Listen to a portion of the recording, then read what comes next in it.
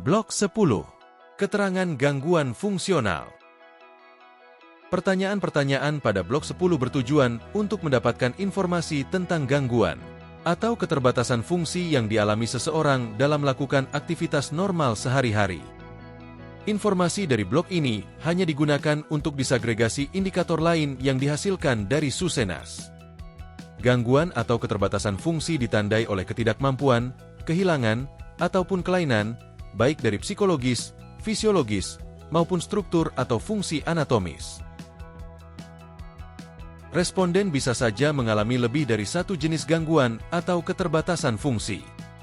Karena beberapa jenis gangguan tidak dapat terdeteksi hanya dengan melihat fisik responden, petugas tidak diperkenankan untuk langsung memutuskan responden tidak mengalami gangguan fungsional tertentu.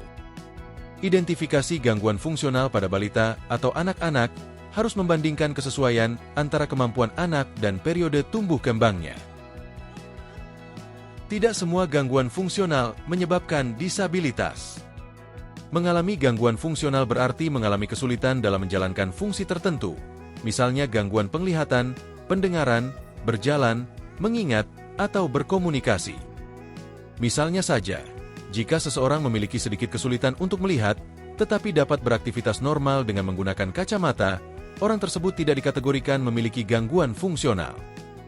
Sebaliknya, jika kesulitan yang dialami berat sehingga menghambat aktivitasnya sehari-hari, meskipun sudah menggunakan alat bantu, maka dikategorikan sebagai disabilitas. Berikut bentuk kuesioner untuk blok 10. Terdapat 9 pertanyaan yang akan ditanyakan pada blok ini. Pada rincian 10.01, isikan kode 1 jika responden berumur 2 tahun ke atas dan isikan kode 0 jika responden berumur kurang dari 2 tahun. Selanjutnya, pertanyaan 10.02 sampai 10.09 hanya ditanyakan untuk responden yang berkode 1, yaitu yang berumur 2 tahun ke atas. 10.02. Apakah responden mengalami kesulitan atau gangguan penglihatan? Gangguan penglihatan adalah terganggunya fungsi mata atau tidak memiliki bola mata, baik disebabkan oleh bawaan lahir, penyakit, kecelakaan, atau lanjut usia. ART yang memiliki gangguan penglihatan, tetapi jika dengan menggunakan kacamata sudah mampu untuk melihat atau membaca secara jelas, dikategorikan tidak mengalami kesulitan. Buta warna juga tidak dikategorikan sebagai penyandang disabilitas penglihatan. Tuliskan kode 1, 2, 3, atau 4, sesuai dengan jawaban responden. Berikut penjelasan terkait kode 1, 2, 3, dan 4 pada gangguan penglihatan.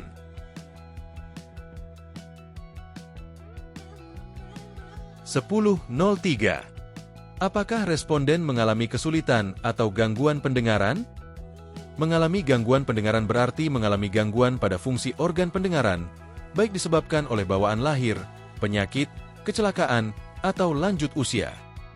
Responden dikategorikan mengalami gangguan pendengaran jika mengalami kesulitan mendengar, meskipun sudah memakai alat bantu dengar. Tuliskan kode 5, 6, 7, atau 8, sesuai dengan jawaban responden. Berikut penjelasan terkait kode 5, 6, 7, dan 8 pada gangguan pendengaran. 10.04. Apakah responden mengalami kesulitan atau gangguan berjalan atau naik tangga? Mobilitas adalah kemampuan individu untuk berpindah atau bergerak secara bebas, mudah, dan teratur dengan tujuan untuk memenuhi kebutuhan aktivitas sehari-hari. Gangguan berjalan atau naik tangga adalah ketika ART mengalami kesulitan berjalan atau naik tangga dengan atau tanpa memakai alat bantu, ataupun dengan atau tanpa bantuan orang lain. Tuliskan kode 1, 2, 3, atau 4, sesuai dengan jawaban responden. Berikut penjelasan terkait kode 1, 2, 3, dan 4 pada gangguan berjalan atau naik tangga.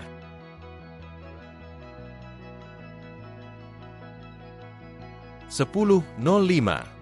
Apakah responden mengalami kesulitan atau gangguan menggunakan atau menggerakkan tangan atau jari? Jika seseorang mengalami gangguan menggunakan atau menggerakkan tangan atau jari, berarti orang tersebut mengalami kesulitan dalam mengambil, menggenggam, atau memungut sesuatu menggunakan tangan atau jemari tangannya. Tuliskan kode 5, 6, 7, atau 8, sesuai dengan jawaban responden. Berikut penjelasan terkait kode 5, 6, 7, dan 8 pada gangguan menggunakan atau menggerakkan tangan atau jari.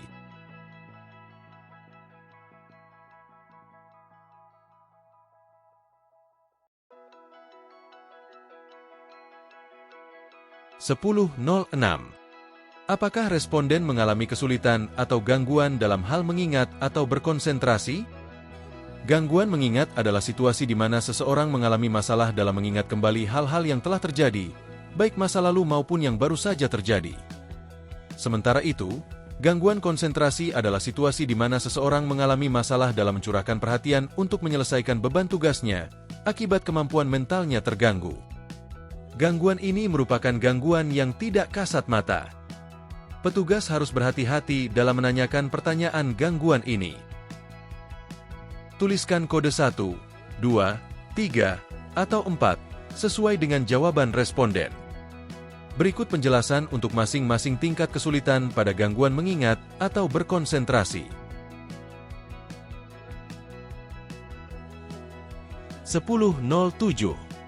Apakah responden mengalami gangguan perilaku dan atau emosional? Emosi tidak sama dengan marah.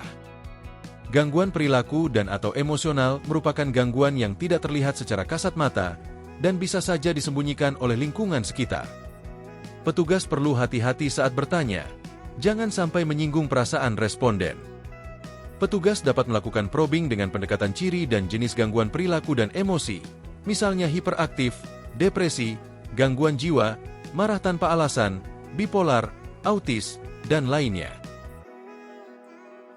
Gangguan perilaku dan atau emosional adalah kesulitan atau ketidakmampuan seseorang dalam mengontrol perilaku dan emosi yang merugikan diri sendiri dan orang lain. Contohnya, menyakiti diri sendiri dan mengganggu orang lain. Tuliskan kode 5, 6, 7, atau 8, sesuai dengan jawaban responden. Berikut penjelasan terkait kode 5, 6, 7, dan 8 pada gangguan perilaku dan atau emosional.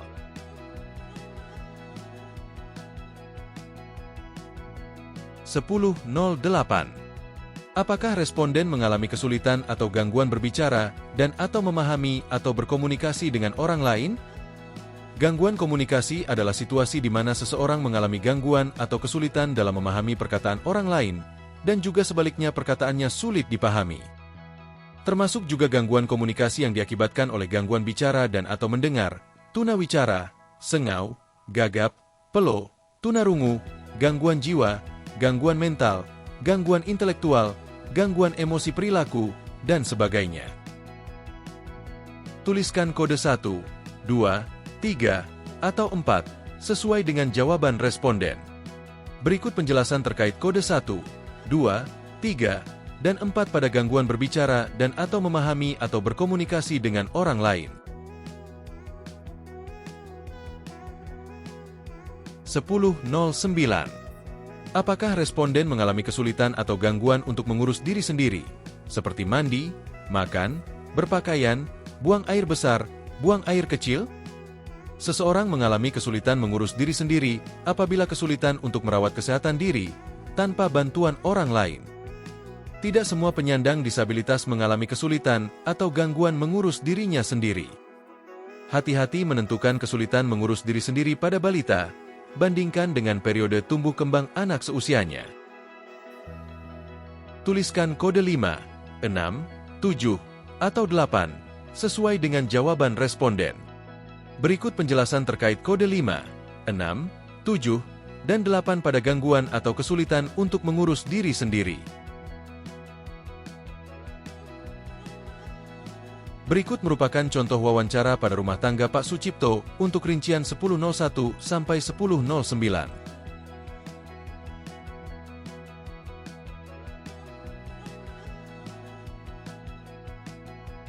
Dan berikut ini cara pengisian pada kuesioner berdasarkan contoh wawancara pada rumah tangga Pak Sucipto. Sekian penjelasan untuk blok 10.